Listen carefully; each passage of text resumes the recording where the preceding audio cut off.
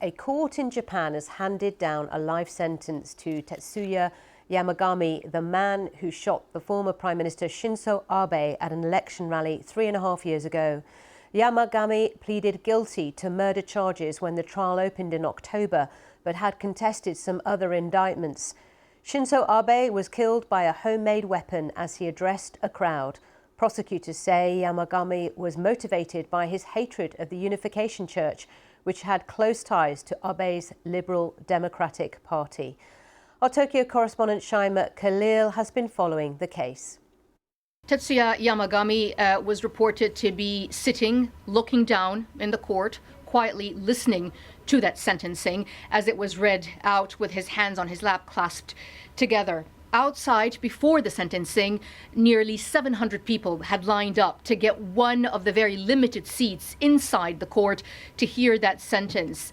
Shinzo Abe's assassination by a homemade gun by Tetsuya Yamagami shocked Japan more than 3 years ago, but it also captured people's attention who wanted to know the motivation. And throughout this trial, we heard from Yamagami himself describing the hardships that he's faced growing up because of his mother's devotion to the controversial Unification Church. And that really went into the heart of the motivation behind the assassination of Shinzo Abe when Yamagami realized his links to the Unification Church, the strong links that he had to the church, to the point where he appeared on some videos favorable to the church. And this is when he decided to assassinate him. And on that day, in July 2022, he approached him, shooting him at close range with a homemade gun.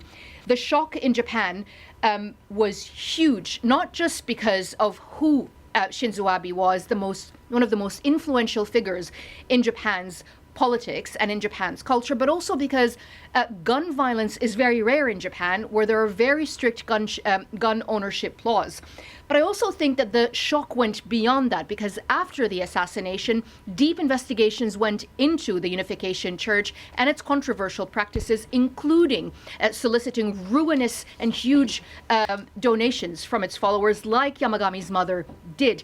It also exposed the links, strong links, that the controversial church had to the Liberal Democratic Party, specifically to Mr. Abe's faction. And that led to a huge scandal, but also it led to resignations of cabinet ministers at the time. So the assassination itself was very shocking, but also the aftermath of the assassination continued to shock Japan. Shaima Khalil in Tokyo there. So a life sentence for Tetsuya Yamagami in Japan.